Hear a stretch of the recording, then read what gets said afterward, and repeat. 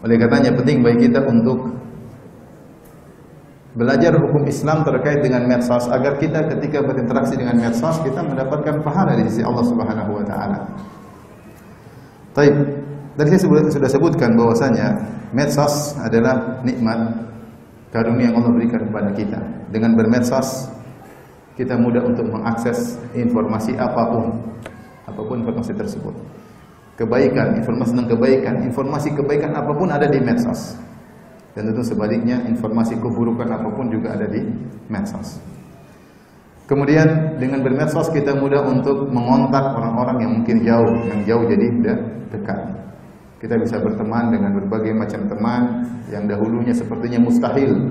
Sekarang dari manapun kita bisa berteman, berinteraksi, ngobrol, chatting, japri ya, dengan bermedsos. Kemudian yang berikutnya, dengan bermedsos kita punya media untuk mengungkapkan apa yang ingin kita ungkapkan. Kreativitas kita ya, mentakbir. Yang dahulu orang bingung kalau mau viral masuk TV dulu ya. Meskipun TV rusak yang penting masuk TV dulu. Sekarang orang mau viral, siapapun dia di ujung kampung, dia bikin sesuatu yang lucu, sesuatu yang menarik, maka dia bisa mentakbir, mengungkapkan apa yang dia ungkapkan dengan sarana apa? Medsos. Dia ingin menyampaikan suatu informasi yang menurut dia bermanfaat dimanapun dia berada, dia bisa mengungkapkan. Dia punya sarana untuk mengungkapkan. Ini di antara manfaat medsos. Kemudian di antara juga dengan medsos kita mudah untuk mengadakan meeting-meeting yang dahulunya sulit ya. Ya, sebagian kawan-kawan di Jakarta cerita dulu kalau mau meeting harus pergi ke kota mana, sewa hotel, kemudian kumpul sekian orang. Sekarang semua tidak perlu. Dengan aplikasi internet, maka mereka bisa meeting dengan mudah tanpa harus mobile, tidak harus bermobilisasi ke sana kemari karena ada medsos. Demikian juga dengan medsos kita mudah untuk mengadakan transaksi. Ibu-ibu yang dahulu kalau mau beli tas harus ke mall, sekarang tinggal buka Shopee, tinggal apa? Pencet. Shopee atau apa lagi? Topet, apa lagi? Dan lain-lain. Marketplace. Demikian juga kita ingin beli makanan, ya, tinggal ngeklik, yang penting ada duitnya. Jadi subhanallah, ini kenikmatan yang tidak ditemukan oleh nenek moyang kita. Tidak ditemukan oleh orang-orang dahulu. Dan nikmat tersebut harusnya kita syukuri kepada Allah. Dan demikianlah seharusnya nikmat, sehingga nikmat akan diberi tambahan oleh Allah Subhanahu wa taala. Namun seperti saya katakan tadi, yang menjadi dilema, ternyata manfaat-manfaat tersebut ya, bukan hanya bisa digunakan untuk perkara-perkara positif, tetapi juga bisa membawa orang kepada perkara-perkara yang negatif. Untuk kita umat Islam bisa menjerumuskan orang dalam berbagai macam kemaksiatan, bahkan menjerumuskan dalam kekufuran, berubah agama, bahkan bisa menjadi ateis dengan bermedsos. Beberapa orang datang kepada saya mengeluh ya, kuatnya ateisme yang dikonsumsi oleh anak-anak muda lewat medsos. Karena anak muda punya kepo, ingin tahu. Kemudian ada mungkin orang ateis yang berakhlak mulia, yang cerdas, yang mungkin profesor, kemudian berbicara dengan agak-agak ilmiah, maka mereka pun membaca, mendengar, akhirnya ikut-ikutan jadi ateis. Jadi pernah Ramadan ada 2 orang bapak dan ibu datang kepada saya, Ustaz tolong anak saya sekolah di luar negeri, maka tahun ini dia memproklamirkan dirinya tidak mau puasa lagi. Kenapa? Terpengaruh dengan apa? Medsos. Maka bapak dan ibu atau ibu dan bapak yang dirahmati oleh Allah Subhanahu wa taala, kita perlu mengenal adab-adab yang perlu kita menghiasi diri kita dengan adab-adab tersebut ketika kita berinteraksi dengan medsos secara khusus atau berinteraksi dengan HP, gadget secara umum. Saya akan sebutkan beberapa adab yang dengan kita memahami adab-adab tersebut, maka ada rambu-rambu yang menjadi pegangan kita agar kita tidak lewat batas. Baik. Di antara adab-adab umum terkait dengan cara berinteraksi dengan medsos yang pertama kelihatannya sepele tapi ini penentu antara takwa atau maksiat, yaitu menjaga pandangan. Allah Subhanahu wa taala berfirman, "Qul lil mu'minina yaghuddu min absarihim wa yahfazu furujahum dzalika azka lahum innallaha khabirum bima yasnaun wa qul lil mu'minati yaghuddna min absarihin." Katakanlah kepada lelaki mukmin agar mereka menundukkan sebagian pandangan mereka. Karena pandangan ada yang boleh, ada yang tidak boleh. Wa yahfazna furujahun, dan agar mereka menjaga kemaluan mereka, dzalika azka lahum, dan ini lebih suci bagi mereka. Innallaha khabirum bima yasnaun, sungguhnya Allah mengetahui apa yang mereka lakukan. Wa qul lil mu'minati yaghuddna min absarihin, dan katakanlah kepada para wanita, yaitu para ibu-ibu, para akhwat, termasuk para nenek-nenek ya, untuk menundukkan sebagian pandangan mereka dan menjaga kemaluan mereka. Jadi perintah menundukkan pandangan tertuju kepada lelaki mukmin dan kepada wanita mukminah. Apa sih pandangan-pandangan yang harus kita jaga, yang tidak boleh kita umbar, tidak boleh kita lepaskan, yang itu merupakan sumber malapetaka. Oleh karenanya penyair berkata, "Kullul hawadithi mabda'uha minan nadhar." Seluruh peristiwa-peristiwa buruk dimulai dari apa? Pandangan. Wa mu'dhamun nari min mustasgharis syarar, dan sungguhnya api yang besar bersumber dari percikan-percikan api. Dimulai dari pandangan, kemudian berlanjut pada seterusnya dan seterusnya dan seterusnya. Tapi apa sih pandangan-pandangan yang kita jaga? Kenapa? Karena Rasulullah selain Allah menyuruh menundukkan pandangan, Rasulullah SAW juga suruh menundukkan pandangan. Contohnya sederhana, Rasulullah mengatakan sallallahu alaihi wasallam, "Iyyakum wal julusa fit turuqat." Waspadalah kalian dari duduk di pinggir jalan. Kenapa? Karena di pinggir jalan itu banyak sekali pemandangan yang dilihat. Ini orang berlalu lalang, perempuan, laki-laki, berbagai macam kondisi berlalu lalang di depan orang yang di jalan, sehingga kita duduk di pinggir jalan hati-hati. Sahabat berkata, Ya Rasulullah, ma buddun lana min majalisina natahaddatsu fiha. Ya Rasulullah, kami harus duduk di pinggir jalan.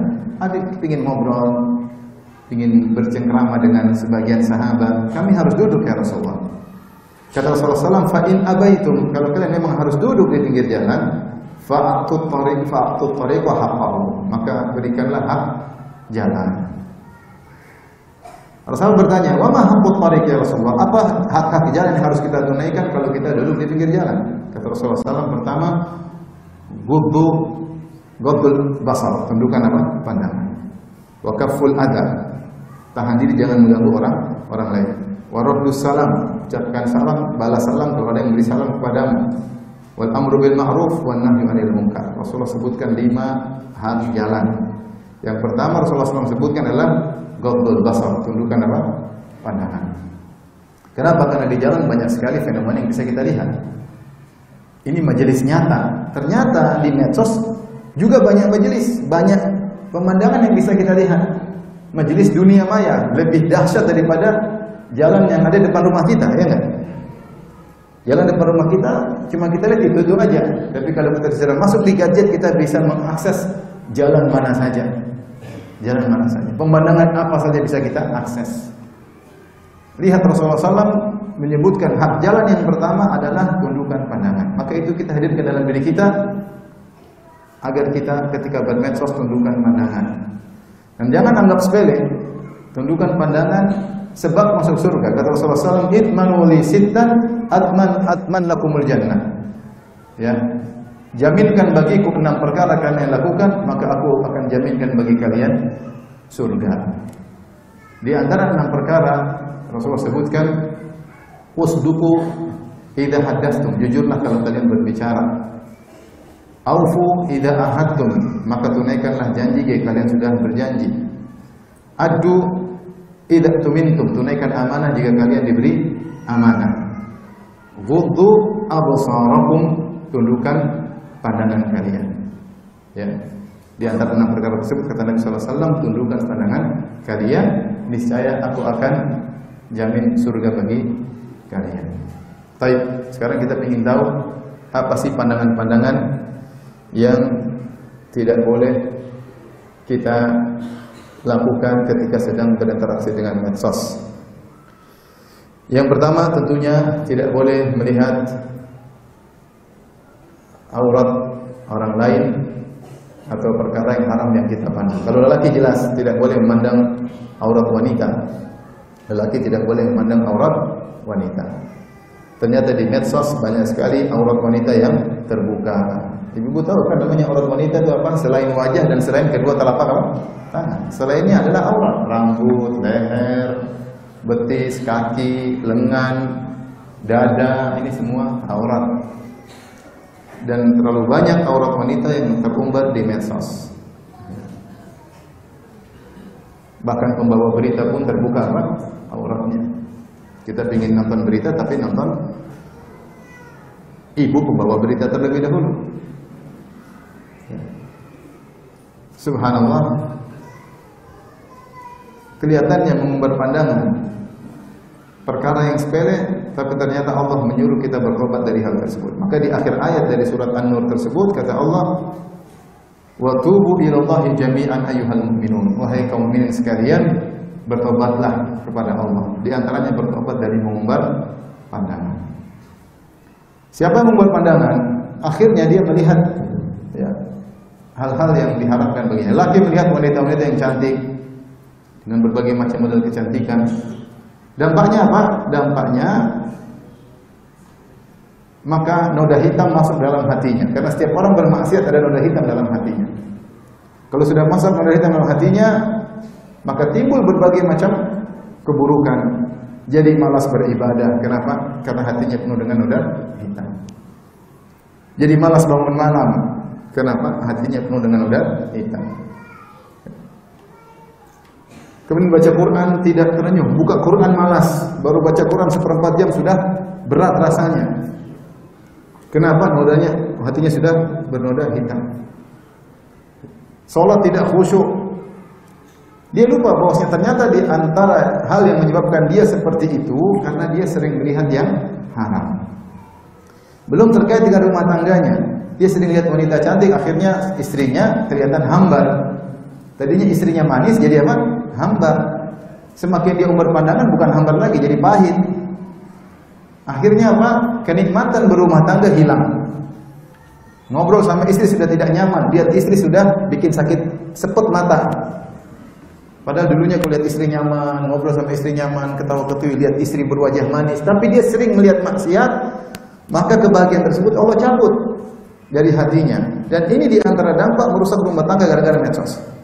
Dan banyak rumah tangga hancur gara-gara medsos ketika sang suami tidak bisa menjaga pandangan. Dan itu juga berlaku bagi wanita ketika wanita kemudian tidak menundukkan pandangan, tiap hari lihat medsos, nonton film-film Korea, lihat cowok-cowok Korea, terus dilihat suaminya antara langit dan bumi. Sudah suaminya udah kelihatan baik. Kenapa tiap lihat cowok-cowok apa? Ganteng. Akhirnya lihat suaminya sudah kelihatan baik, mau ngajak ke tempat tidur sudah nggak tertarik. Jadi korban suaminya. Kenapa? Istrinya tidak menjaga apa? Pandangan. Kemarin saya ceramah tentang Ummu Salamah radhiyallahu anha. Saya cerita maksudnya ini perkara kelihatan sepele, tapi di antara adab yang dilanggar oleh banyak orang. Ummu Salamah radhiyallahu anha, ketika suaminya meninggal, Abu Salamah radhiyallahu anha, dia berdoa dengan doa yang diajarkan oleh Nabi SAW. Allahumma ajurni fi musibati wa akhlif li khairan minha. Ya Allah, berilah aku pahala di balik musibahku ini dan gantikanlah aku dengan yang lebih baik. Ketika dia berdoa pada penggalan doa yang pertama, Allahumma ajurni fi musibati hadha. Ya Allah, berikanlah aku pahala pada musibahku ini. Ketika dia mengucapkan penggalan doa yang kedua, dia terdiam. Doa kedua, gantilah aku dengan yang lebih baik. Dalam hatiku bergumam, kata Ummu Salamah, man khairun min Abi Salamah. Siapakah yang lebih baik daripada suamiku Abu Salamah? Tapi karena ini sunnah Nabi, maka dia tetap berdoa dengan doa tersebut. Ya Allah, gantikan aku dengan suami yang lebih baik. Ternyata Allah ganti dengan Rasulullah SAW. Jadi sama ibu, apakah benar Abu Salamah radhiyallahu anhu suami terbaik di dunia? Jawabannya tentu tidak. Masih ada orang-orang lebih hebat daripada Abu Salamah. Ada Abu Bakar As-Siddiq, dia pasti suami yang terbaik, ya kan? Ada Umar bin Khattab, dia pasti suami yang terbaik bagi istrinya. Ada Utsman bin Affan, dia adalah suami yang terbaik bagi istrinya. Buktinya ketika Utsman bin Affan sudah usia 80-an meninggal dunia atau sudah sangat tua, ada istrinya yang masih muda namanya Nailah bintul Farafisah. Masih muda dan cantik jelita, tidak mau nikah lagi. Kenapa? Karena dia merasa Utsman adalah suami yang terbaik. Bukankah ada Abu Darda yang juga sudah sangat tua menikah dengan gadis yang masih kecil namanya Ummu Darda, tapi ketika Abu Darda meninggal dunia, Ummu Darda tidak mau nikah lagi. Kenapa? Dia ingin bersama Abu Darda di surga karena dia merasa Abu Darda suami yang terbaik. Bahkan ketika Muawiyah melamar, Muawiyah ketika itu kalau bukan gubernur negeri Syam atau dia khalifah kaum muslimin, dia melamar Ummu Darda. Apa kata Ummu Darda? La uridu li Abi Darda badilan. Aku tidak mau pengganti bagi suamiku Abu Darda. Saya ingin bertemu dengan Abu Darda di surga. Kenapa masing-masing sahabat ini merasa suami yang terbaik? Ummu Salamah merasa Abu Salamah yang terbaik. Ummu Darda merasa Abu Darda yang terbaik. Nailah bintul Farafisah merasa Utsman yang terbaik karena mereka jaga pandangan. Karena mereka tidak tahu lelaki yang lain. Sehingga mereka diberi kebahagiaan oleh Allah Subhanahu wa taala. Kapan wanita mulai rusak rumah tangganya? Ketika mulai melihat laki-laki lain. Mulai melihat rumah tangga orang lain. Ketika itu dia mulai mengadakan komparasi. Itu wong Korea koyo ngono, bojoku koyo ngene. Wah, repot. Selesai. Kok iso koyo ngono? Kok iso koyo ngene? Kalau sudah begitu sudah rusak. Rumah tangga rusak. Sehingga Allah cabut kebahagiaan tersebut.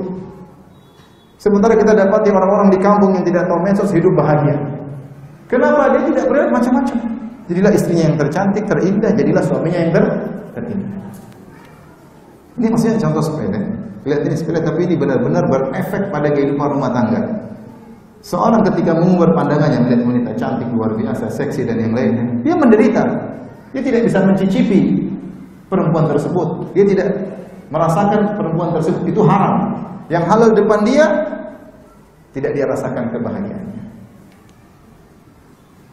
Makanya di antara doa Nabi, Allahumma qfini, atau Nabi ajarkan kepada sahabat, Allahumma qfini bihalalika an haram. Ya Allah, cukupkan aku dengan yang halal, jauhkan aku dari yang haram. Akhirnya rumah tangga menjadi hambar. Di antaranya karena tidak jaga pandangan. Ini problem besar dialami para laki maupun para wanita. Kalau cerita banyak sekali. Saya punya kawan rahimahullah sudah meninggal dunia. Ketika masih di Madinah, cerita sama saya, Ustaz, saya mimpi buruk tentang istri saya. Ada apa? Istrinya ditinggal di Indonesia. Ternyata istrinya main Facebook, kenal sama, ini sudah bukan anak-anak muda, istrinya sudah 45-an, dia pun juga sudah 45-an. Istrinya main Facebook, ketemu cowok entah CLBK, cinta lama belum kelar, cinta lama bubarkan keluarga, akhirnya kenal lagi, akhirnya rusak rumah tangga. Bahkan mohon maaf, dia bilang saya berhubungan dengan istri saya sambil main Facebook. Akhirnya cerai. Rusak istrinya gara-gara apa? Medsos. Lebih menyedihkan lagi, haji kemarin saya hajian. Ada kawan yang berhaji. Kalau saya mau, tapi saya cerita aja sekitar sebagai, maksudnya bukan perkara yang sepele. Dia hajian, dia bilang subhanallah anaknya nakal, atau anaknya bukan nakal, anaknya perlu perhatian. Dia pasang CCTV di rumah untuk ngawasi anaknya. Istrinya tidak tahu ada CCTV. Ternyata dia lagi hajian, istrinya buka internet, berhubungan dengan lelaki lain, buka baju ya Allah, dia sedih. Sedang hajian, dia haji kemarin. Di luar khayalan kalau orang sudah mulai lihat macam-macam. Maka ketahuilah ikhwan dan akhwat, semakin kita mengumbar pandangan, semakin menderita. Cahaya dicabut dari hati kita sedikit demi sedikit. Noda hitam ditempelkan oleh Allah dari hati kita sedikit demi sedikit. Tapi kalau kita setiap lihat yang haram kita tundukkan pandangan, maka Allah akan berikan cahaya. Ada kebahagiaan, rumah tangga menjadi nyaman. Istri semakin apa? Cantik. Lihat istri berhasrat. Istri lihat suami juga berhasrat. Tapi kalau memberi pandangan, ngajak istri ke tempat tidur, istri nggak mau. Kebanyakan nonton Korea. Suami juga lihat istri juga nggak berminat kayak gini modelnya, nggak berminat. Kenapa? Karena maksiat. Jadi pertama, kalau mau medsos, jaga pandangan. Kalaupun harus nonton berita, ada pembawa acara yang cantik, dengar suaranya doang. Karena kita ingin tahu apa yang sedang bergulir di negeri kita. Jangan lihat orang. Kalau nonton orang itu begini. Beneran, nanti dapat pahala. Dapat pahala. Ya, dapat pahala. Baik. Di antara pandangan yang diharamkan adalah pandangan terlalu melihat kemewahan dunia sehingga kita lupa dengan akhirat. Allah sebut di akhir surat Thaha kepada Nabi sallallahu alaihi wasallam, "Wala tamuddanna 'ainaika ila ma matta'na bihi azwajan minhum zahratal hayatid dunya linaftinahum fihi wa rizqu rabbika khairu wa abqa." Kata Allah Subhanahu wa taala, janganlah kau panjangkan kedua matamu wahai Rasulullah kepada kenikmatan yang kami berikan kepada sekelompok orang-orang kafir. Linaftinahum fi, kami ingin memfitnah mereka dengan kenikmatan-kenikmatan tersebut. Zahratal hayatid dunya, yaitu mawar keindahan dunia. Benar, menarik. Sampai Allah menamakan dengan zahar. Zahar itu bunga mawar, indah. Bukankah mawar indah? Warna-warni, merah, jingga, ungu, baunya juga harum. Tetapi mawar tersebut mudah lapuk. Kalau kita petik berapa saat kemudian sudah lapuk. Demikianlah gambaran keindahan dunia ini mengindah. Tidak ada yang mungkiri keindahan dunia. Allah yang mengatakan inna ja'alna ma'alal ardi zinatan laha. Kami jadikan perhiasan di atas muka bumi ini, tetapi dia mudah lapuk. Kata Allah, wa rizqu rabbika khairu wa abqa, dan rizki Rabbmu lebih baik dan lebih kekal. Nah, di medsos banyak sekali kemewahan dunia yang terlihat. Bahkan sebagian orang bikin konten hanya untuk pamerkan kekayaannya. Pamerkan mobil barunya, pamerkan rumah barunya. Ada kadang-kadang artis, kadang-kadang ustaz, pamerkan jam barunya. Ini saya cerita kenyataan ya. Dia pamerkan semua kekayaannya. Kalau mungkin dia naik pesawat duduk di paling depan di bisnis kelas, dia pamerkan kekayaannya. Dia naik mobil mewah, pokoknya dia pamerkan kekayaannya. Nah, kemudian bapak ibu-ibu dia lihat seperti itu. Wah. ATM minus. Ibu-ibu lihat ada artis bawa tas ini, branded, merek mewah-mewah. Akhirnya pingin seperti mereka. Kalau udah pingin seperti mereka, udah mulai lupa akhiratnya, mulai lupa bahwasanya kita bakalan mati, mulai lupa bahwasanya kita sudah mulai tua, mulai lupa bahwasanya kita sudah top, sampai pada derajat top, tua ompong peot. Sudah, kita lupa. Kenapa? Terlalu melihat apa dunia. Itu kenyataan. Sehingga kapan baca Quran, lupa kalau kita bakalan mati butuh dengan bekal. Nggak sempat baca Quran. Nuntut ilmu pun kita milah-milih. Kita nggak belajar lagi fikih secara runut, belajar akidah secara runut. Cari ustadz yang ketawa-ketiwi aja lah. Hiburan. Jadi daripada nonton komedi, mungkin nggak ada pahala nonton ustadz yang komedi-komedian. Akhirnya pun kita ngaji pun duniawi, bukan ukhrawi, bukan. Cari hiburan, cari ustadz yang ganteng lah, cari ustadz yang lucu lah. Bukan belajar fikih runut untuk akhirat kita, bukan belajar rukun iman untuk akhirat kita, bukan. Sampai ngaji pun duniawi. Kenapa? Karena kita sedang lihat apa? Kemewahan. Allah pernah melarang Nabi, la tamuddanna ainaik, jangan kau panjangkan matamu melihat kemewahan yang diberikan kepada orang-orang kafir. Zahratal hayatid dunya, itu hanyalah mawar kehidupan dunia yang cepat lapuk. Linaftinahum fi, itu kemewahan dunia untuk kami berikan fitnah bagi mereka. Wa rizqu rabbika khairu wa abqa, dan rizki Rabbmu lebih baik dan lebih kekal, yaitu di akhirat kelak. Ini contoh. Terlalu sering lihat dunia, maka hati akan jadi duniawi. Makanya Al-Qurtubi dalam tafsirnya ketika menafsirkan ayat ini, kullil mu'minina yaghuddu min absarihim, beliau mengatakan bahwasanya an-nadhar al-babul akbar ilal qalbi. Makna kalamnya dia berkata, dia ingin menjelaskan hati ini seperti wi'a, seperti bejana. Dan bejana ini punya corong-corong untuk mengisi. Corong-corong tersebut apa? Penglihatan, pendengaran, pembicaraan. Apa yang sering kita bicarakan masuk ke hati. Makanya sebagian orang karena sering bicara ini, bicara itu dan selalu dia ulang-ulang ketika mau meninggal dunia dia bilang la ilaha illallah, nggak bisa.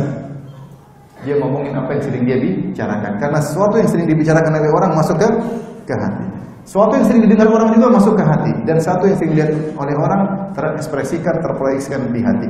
Kata Al-Qurtubi rahimahullah dalam tafsirnya, pintu terbesar atau corong terbesar adalah mata. Pengaruh dia untuk masuk ke hati lebih dahsyat daripada pendengaran maupun pembicaraan. Sangat dahsyat. Orang kalau setiap hari lihat kemewahan, maka masuk ke hatinya jadi apa? Dunia. Sehingga sebagian ibu-ibu ingin beli tas branded. Ketika nggak punya uang, akhirnya dia beli yang KW. Supaya diakui, hidup dalam khayalan seakan-akan kalau dia punya barang yang mewah, dia akan dihormati, seakan-akan levelnya naik dan macam-macam. Makanya di antara pandangan yang tidak boleh terlalu melihat apa? Dunia. Kalaupun kita terlihat, apa kata Nabi sallallahu alaihi wasallam ketika melihat dunia? Ini disebutkan oleh Syekh Utsaimin, kalau kita melihat kesulitan hidup atau kita melihat kemewahan hidup, kita berkata, labbaik Allahumma la aisha illa aishul akhirah. Ya Allah, sungguh tidak ada kehidupan yang sejati kecuali kehidupan apa? Akhirat. Agar kita ingat segera dengan apa? Akhirat. Kalau kita lihat ada kemewahan, kita tidak ingin lihat tapi terlihat. Kita bilang, ya Allah, ini cuma sementara. Kehidupan sini kehidupan di akhirat. Kayak ini pandangan kedua yang tidak boleh. Pandangan ketiga yang tidak boleh, Rasulullah SAW melarang melihat kawan-kawan kita yang hidupnya lebih nyaman dari kita, lebih mewah daripada kita, karena kita akan hasad dan akhirnya kita tidak qanaah. Apa kata Nabi SAW? La tanzuru ila man huwa fawqakum walakin yanzuru ila man huwa asfala minkum fa innahu ajdaru alla tazdaru nikmatallahi alaikum. Janganlah kalian melihat yang di atas kalian, tapi lihatlah yang di bawah apa? Kalian, karena dengan melihat yang di bawah kalian tidak meremehkan nikmat yang Allah berikan kepada kalian. Kita kalau salah bergaul dengan ibu-ibu, bergaul ibu yang kaya-kaya, setiap hari ketemu ibu orang kaya, akhirnya lihat baju dia sedih, lihat sepatunya dia sedih, lihat jamnya dia sedih. Kenapa? Teman-temannya semua necis-necis, bajunya mahal, tasnya mahal, sehingga dia pun hasad dan dia akhirnya hidup dengan penderitaan. Ini pandangan yang tidak boleh. Kurangi pandangan seperti itu. Cobalah pergi ke sana ke orang miskin yang hidup susah. Lihat saudara-saudara kita di Palestina bagaimana hidupnya apa? Susah. Agar kita pandai bersyukur. Saya dulu pernah ada luka di bagian tubuh saya. Luka itu setiap bulan harus dibersihkan, dirobek, kemudian jadi sudah nutup, dirobek lagi. Jadi itu sakitnya luar biasa. Tapi saya bilang, gimana kalau teman-teman kita, saudara-saudara kita di Palestina yang luka luar biasa. Segini saya sudah nggak kuat. Tapi kalau kita ingat mereka, karena apa yang kita hadapi itu apa? Ringan. Maka di antara pandangan yang tidak boleh, kita terlalu melihat kemewahan teman-teman kita. Maka ada seorang salaf berkata, saya bergaul dengan orang-orang kaya, maka tiap hari saya sedih. Ketika saya bergaul dengan orang miskin, saya tiap hari bahagia. Coba ibu praktekkan. Coba bergaul sama orang miskin, ibu sering apa? Bahagia. Kalau bergaul sama orang kaya, waduh, kita udah punya mobil, waduh, mobil kita gede. Kita udah punya kulkas, wah, kulkas kita murahan ternyata. Udah punya motor, ternyata motor kita murahan. Udah punya suami kita murahan. Maka ini masalah di medsos. Lihat teman-teman, lagi jalan-jalan luar negeri, masya Allah, kita lihat ini ngapain dia begini, bikin kita sengsara. Jangan lihat kayak gitu, nggak usah. Hati ini nggak bisa kita kontrol. Oh, saya gak terpengaruh. Gak bisa, kamu gak bisa kontrol hatimu. Buktinya kamu sholat mau khusyuk aja gak bisa. Emang yang bisa kontrol hatimu siapa? Kamu aja gak bisa. Maka jangan coba-coba lihat seperti itu, nanti kamu bakalan hasad atau kamu akan sengsara, tidak bahagia. Padahal kemarin suami sudah ajak jalan-jalan ke Jogja, kan sudah nyaman sebenarnya. Tapi gara-gara lihat, teman saya ke Paris, teman saya ke Budapest, teman saya ke Melbourne, teman saya akhirnya, wah cuma ke Jogja, wah Kaliurang, wah Parangtritis, sudah. Seakan-akan tidak ada nilainya. Sehingga kebahagiaan yang harusnya sederhana jadi hilang.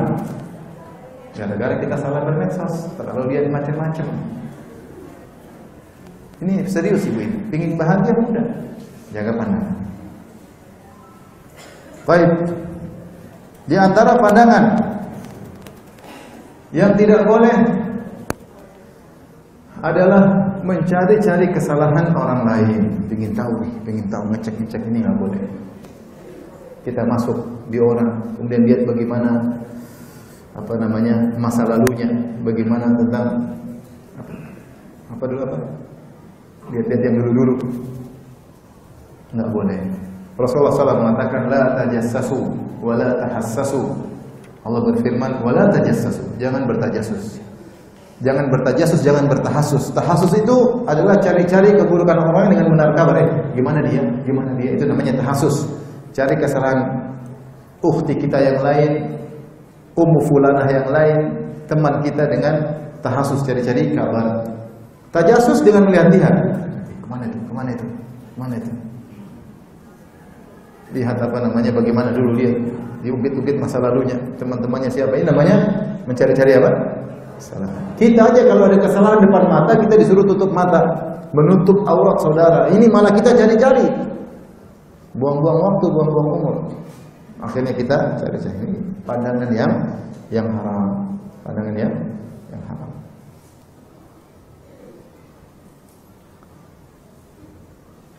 Oleh karenanya, ini adab yang penting, adab umum, harusnya kita sama-sama berpegang dengan adab ini. Dan untuk adab pandangan saja sudah terlalu banyak orang yang gugur. Baik. Adab yang kedua terkait dengan medsos, karena medsos adalah sarana berinteraksi, sarana untuk mengupload informasi, sarana untuk mencari informasi, adalah adab dalam mengakses atau men-share informasi. Apa adabnya? Di antaranya perlu kita perhatikan, tidak semua informasi yang masuk kepada kita pasti benar. Allah berfirman, ya ayyuhalladzina amanu in ja'akum fasiqun binaba'in fatabayyanu an tusibu qauman bijahalatin. Kata Allah Subhanahu wa taala, wahai orang beriman, jika datang orang fasik membawa berita maka cross checklah. Saya tanya sama ibu-ibu sama bapak sekalian, apakah semua orang yang bikin berita di media massa atau di medsos orangnya sikoh terpercaya?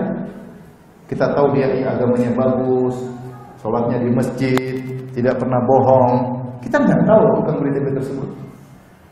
Kemudian mereka bikin berita, belum tentu benar. Maka tidak semua berita kemudian kita sampai kepada kita yakini kebenarannya. Meskipun ternyata ada 10 sumber berita. Dan saya pernah menghadapi suatu permasalahan, kawan terkena permasalahan. Kemudian dibuatlah berita tentang dia yang salah. Karena saya tahu persis tentang kawan ini. Itu media massa dibayar untuk bikin berita tentang dia yang tidak benar. Orang awam yang lihat berbagai macam model media memberitakan berita yang sama seakan-akan suatu kebenaran yang disepakati. Ternyata tidak benar. Ternyata tidak benar. Maka tidak semua berita kemudian ketika pasti benarkan. Saya pernah ngisi suatu di salah satu stasiun televisi, udah lama ya, pas bulan Ramadan. Kemudian saya jelaskan di antara pembatal pahala Ramadan adalah berbohong. Kemudian habis saya ngisi ada yang bertanya, Ustaz mohon maaf kita di bulan Ramadan ini kami di bagian tim redaksi, direksi suruh kami untuk menyebarkan suatu berita bohong di bulan Ramadan. Maka kami sebarkan Ustaz. Yang jadi pertanyaan, yang puasanya tidak terima adalah direksi atau kita juga? Saya bilang semuanya tidak diterima. Maksudnya ini muncul dari kaidah alul hadis, para muhaddisin tentang penerimaan berita, hampir seluruh berita harus kita tolak. Apalagi kalau sudah misalnya musim ini, musim musim politik, belum tentu benar. Belum tentu benar. Ya. Maka ibu-ibu tidak usah ikut-ikutan kalau tidak tahu. Yang yakin benar baru kita sebar. Kalau enggak ya anggap aja lalu lalang di HP kita, tidak perlu kita sebarkan. Yang kedua, kalau kita sudah meyakini suatu berita itu pasti benar, dan itu terkait juga baik berita tentang dunia maupun berita akhirat. Contoh, datang hadis Rasulullah bersabda begini-begini, kita cek dulu hadisnya benar atau tidak. Jangan sampai hadisnya dhaif, jangan sampai hadisnya palsu. Ya. Kemudian kita ikut apa? Menyebarkan. Betapa banyak saya ditanya tersebar di medsos, ternyata hadisnya palsu, banyak sekali. Banyak sekali. Oleh karena kita pastikan dulu ini benar, sahih, dhaif. Kalau sahih baru kita sebarkan. Kalaupun yang kita dapat berita sudah sahih atau hadisnya sahih, maka langkah berikutnya kita cek, kita sebarkan manfaat atau tidak. Karena tidak semua berita yang benar harus disebarkan.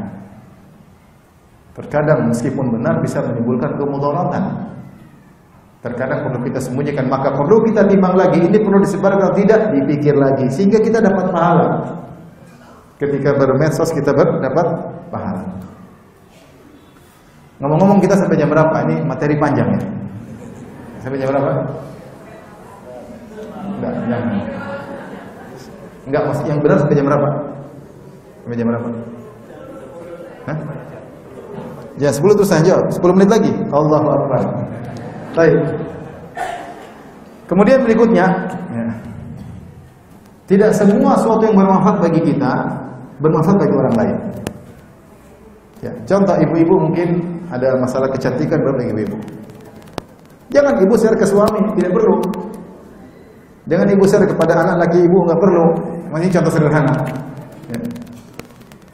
Ada seorang mungkin informasi tentang kesehatan karena dia sakit tertentu. Kemudian dia ingin sebarkan, dia perhatian. Belum tentu karena teman-temannya mungkin sedang sehat, tidak perlu informasi tersebut. Jadi tidak semua yang menurut kita penting kemudian kita sebarkan. Seorang pedagang mungkin dia butuh informasi tentang perkembangan politik dan itu karena terkait dengan perdagangan. Maka tidak mesti dia sebarkan kepada ustaz misalnya. Ustaz tidak perlu tahu. Oleh karenanya tidak semua informasi yang menurut kita penting juga bagi orang lain. Maka tidak semua informasi harus kita sampaikan. Kemudian juga hati-hati ketika men-share. Pastikan yang kita share adalah perkara yang bukan haram. Contoh, kawan-kawan dalam grup WhatsApp terkadang menyampaikan misalnya klip yang lucu. Ternyata ketika diklip ternyata wanita tidak berjilbab misalnya. Atau wanita dengan pakaian seksi. Ini kan dia membuat orang lain nonton yang haram, dia dapat dosa. Kalau menurut dia haram tidak usah dia share. Ngapain dia share sesuatu yang haram? Baik, ada berikutnya yang dirahmati Allah Subhanahu wa taala. Dan ini banyak juga gara-gara medsos menjadikan orang akhirnya terjerumus dalam riya. Hati-hati. Lagi fenomena sekarang orang memamerkan amal solehnya. Orang umroh pamer amal solehnya. Orang bersedekah pamer amal solehnya. Bantu orang lain pamer, lagi bantu orang lain ada tipnya shooting. Ini lagi bantu orang, lagi ini lagi shooting. Lagi bantu bagaimana membantu istrinya. Saya meskipun gini saya juga bantu istri. Itu kan pamer amal soleh. Shooting. Hati-hati. Para salaf dahulu, ini karena saya sayang sama ibu-ibu sekalian. Kita ini amal soleh kita sedikit, tidak banyak. Dan yang diterima oleh Allah hanya yang ikhlas. Kalau kita beramal soleh ingin dipuji sedikit saja, taruhlah 5% ingin dipuji, 90% ingin dapat pahala dari Allah, 5% ingin dipuji, gugur amal soleh kita. Dahulu para salaf sangat ngerti akan hal ini, maka mereka tidak pernah spekulasi untuk menghilangkan amal soleh mereka. Lihat kita baca sejarah mereka. Bagaimana di antara mereka ada yang ketika berjihad mereka tutup wajah mereka, tidak mau ketahuan. Bagaimana di antara mereka ada yang sholat malam, ketika bersafar dia sholat malam, ketika menjelang subuh dia pura-pura tidur. Tapi ada yang lihat. Supaya ketika bangun disangka dia tidak sholat malam. Tidak ingin ketahuan. Bahkan di antara mereka ada yang puasa, istrinya pun tidak tahu. Pagi-pagi dia minta makanan, dia pikir mau makan pagi, ternyata dia sedekahkan sama orang orang lain. Ternyata dia puasa. Maksudnya para salaf luar biasa. Kalau mereka sampai viral terkenal suatu ibadah, mereka benci, mereka tidak suka. Lihatlah Uwais Al-Qarani. Ibu sering dengar ceramah tentang siapa? Uwais Al-Qarani. Seorang yang tidak ingin terkenal. Ketika diketahui doanya makbul, dia malah hilang kabur, tidak ingin dicari orang supaya dimintain doa. Kita zaman sekarang ini lakukan amal soleh, upload, publish, jadikan status. Aduh. Umroh jadikan status, kasih makan anak miskin jadikan status, Jumat berkah jadikan apa? Status. Apalagi ibu-ibu yang ibu sering lakukan? Apalagi? Coba saya tanya sama ibu-ibu, renungkan tadi di kita. Kajian emang kan harus sebarin. Ustadz kalau hilang kan? Makanya Ustadz tuh ujiannya berat. Dan Ustadz harus apa? Tampil. Kalau di balik layar kan bingung juga. Ini Ustadz atau bukan? Jangan-jangan jin. Tetapi Ustadz makanya ujiannya berat. Memang jadi Ustadz mudah? Tidak. Jadi Ustadz itu berat. Dia harus berorasi. Nanti dia ujub. Dia punya hafalan. Dibilang jago hafalan. Apalagi dia ngesamin dia hafal ini, hafal anu, padahal belum tentu. Ustadz juga ujiannya berat. Itu urusan kita lah masing-masing. Saya bicara ibu-ibu. Ibu-ibu, subhanallah. Ibu coba renungkan amal ibu-ibu apa? Enggak, kita ini saya secara umum bukan ibu saya juga. Malah kita sedikit. Kita zikir pagi petang belum tentu rutin. Baca Quran tiap hari belum tentu apa? Rutin. Salat duha belum tentu apa? Rutin. Salat malam sering ketiduran. Hormat sama suami belum tentu setiap hari ngomel sama suami. Sampai ada orang ngeluh sama saya, Ustaz, istri saya Ustaz, sehari ngomel sama saya 3 kali sehari. Terus kata dia bilang, Ustaz, bagaimana kalau yang poligami? Berarti kalau istrinya 2, 6 kali sehari. Saya bilang, mati-mati kamu salah, nggak begitu. Tapi intinya amal kita sudah nggak banyak, maka kita jaga yang sedikit ini. Jangan lagi kita publish. Kalau kita sembunyikan, insya Allah diterima oleh Allah. Insya Allah. Ketika jiwa ingin bicara, jangan. Kalau lagi misalnya hari Kamis, minum, lagi nggak haus. Dia bilang, ini hari apa nih? Oh ini hari Kamis. Kalau hari Kamis apa ayo?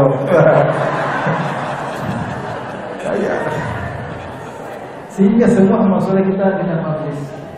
Nah, ini musibah zaman sekarang. Para salaf dahulu jauh lebih ikhlas dari kita, jauh lebih bertakwa, jauh lebih cinta kepada Allah, jauh lebih cinta kepada Rasulullah, jauh rela berkorban harta, jiwa. Mereka tidak spekulasi masalah keikhlasan, mereka sembunyikan amal soleh. Kita ini tidak tahu ikhlas, ini mau pamer-pamer amal soleh seakan-akan kita ikhlas. Bukan berarti kita nuduh orang yang pamer amal soleh dia, bukan. Tetapi rawan maksud saya. Apa? Rawan. Kita aja yang sudah sembunyikan, terkadang setan musuh kita cerita. Ada orang cerita, saya belikan ibu saya ini, saya beli. Kamu cuma segitu, saya udah tahan. Baru begitu cerita. Kita pengen ngobrol, emang kamu aja gitu. Jadi medsos ini musibah. Lagi umroh, kemudian pakai baju jilbab putih status lagi umroh. Lagi di mana? Lagi di kereta cepat. Biar satu dunia tahu bahwasanya saya sedang pergi dari Madinah menuju Mekah naik kereta apa? Cepat. Kalau itu mungkin di antara keluarga motivasi oke, tapi kalau umum hati-hati ibu-ibu, amal kita cuma sedikit. Kalau kita mati ibu-ibu, yang namanya kita di alam kubur cuma amal kita. Istri kita, suami kita pergi, anak-anak kita pergi, harta kita tinggalkan. Suami kita nggak bakalan nemani kita dalam kuburan. Suami kita yang bilang sehidup semati, dia bohong. Kalau ibu mati, suami nggak bakalan ikut mati. Bahkan sebagian wanita, dia belum mati, suaminya sudah kawin lagi. Apalagi kalau dia mati. Terus yang menemani kita siapa? Yang menemani kita amal soleh. Amal soleh yang mana? Amal soleh yang ikhlas. Yang kita tidak mencari pujian di balik amal soleh kita tersebut. Yang kita tidak sedang pencitraan dengan amal soleh tersebut. Supaya diakui orang, kita membranding diri kita, itu tidak diterima oleh Allah Subhanahu wa taala. Meskipun follower kita jutaan, meskipun follower kita miliar, meskipun semua orang kasih jempol tangan, jempol kaki, tapi kalau kita cari pujian, itu amal soleh tidak akan ikut kita dalam alam barzah. Maka amal kita yang sedikit ini jangan kita pamerkan. Dengar ibu-ibu? Paham atau tidak? Hai. Di antara adab yang harus diperhatikan ketika bermedsos, jangan suka menyebar privasi sendiri. Privasi ya privasi. Hubungan kita dengan suami, yang lagi jalan-jalan sama anak-anak. Karena sering mengumbar privasi kita ini, banyak efek buruknya. Pertama, kita bisa kena aib. Orang lihat, orang tidak bilang Masya Allah, ini kita sendiri yang susah. Terkadang kita terlalu harus banyak sandiwara. Ribut sama suami tidak kita medsoskan. Ketika cium-ciuman, gandeng-gandeng tangan, kita foto, masukkan di medsos. Privasi. Kemudian juga apa bisa buat orang sedih. Bayangkan ibu-ibu pergi ke Eropa, gandengan tangan sama suami, sedang di depan menara Eiffel, kemudian selfie. Betapa banyak teman-teman ibu-ibu yang sedih lihat foto ibu-ibu, ya enggak?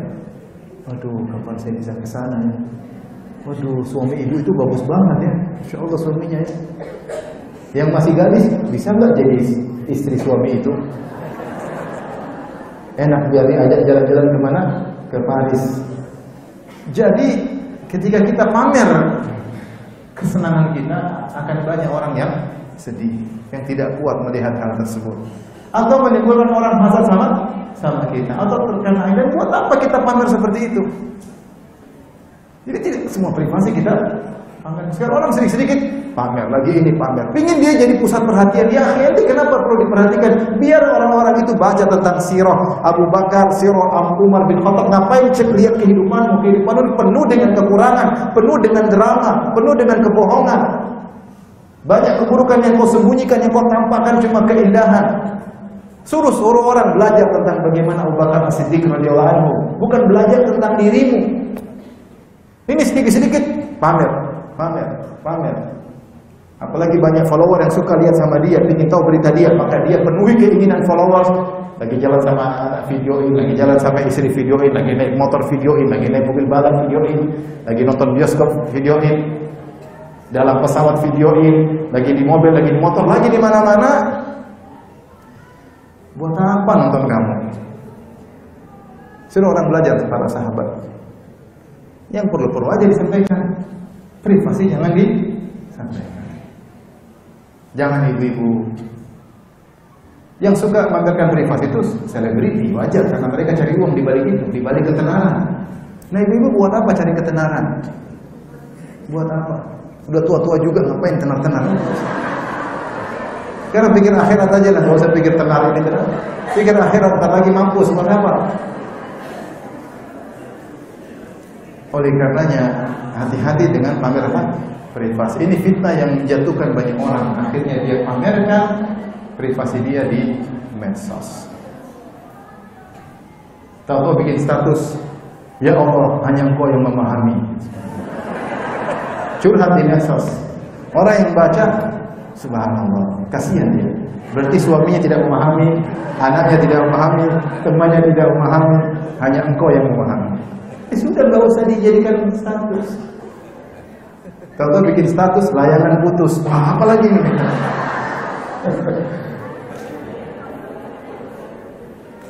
Aduh, ini lagi privasi kehidupan kita pamerkan, baik yang indah maupun yang sengsara kita pamerkan. Akhirnya saya pernah dapati dua istri, saya kenal dua-duanya, lagi ribut.